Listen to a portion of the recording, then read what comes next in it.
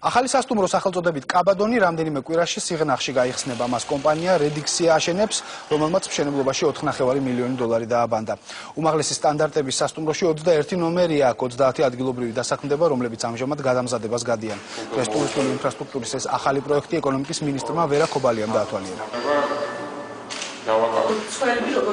ამ სასტუმროს მშენებლობისთვის ჩაიდო თითქმის 5 მილიონი ლარის ინვესტიცია, მაგრამ რაც მთავარია, რომ ადგილობრივ კახელ გლეხს გაუჩნდა კიდევ ერთი ადგილი, სადაც შეუძლია მიიტანოს თავისი პროდუქტი.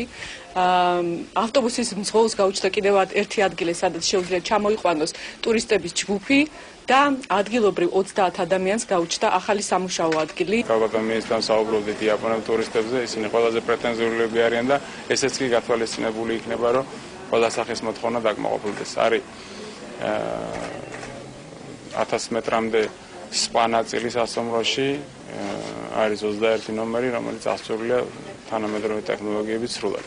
კიდევ ერთი ახალი სასტუმრო შეემატა კახეთს, ეს არის ბუტიკური სტილის უნიკალური კონცეფციის მქონე სასტუმრო, რომელიც რა თქმა უნდა ძალიან მნიშვნელოვანია, რომ აქ ჩამოსულმა ტურისტებმა და დამსვენებელმა მაქსიმალურად კომფორტულად იქნოს თავი.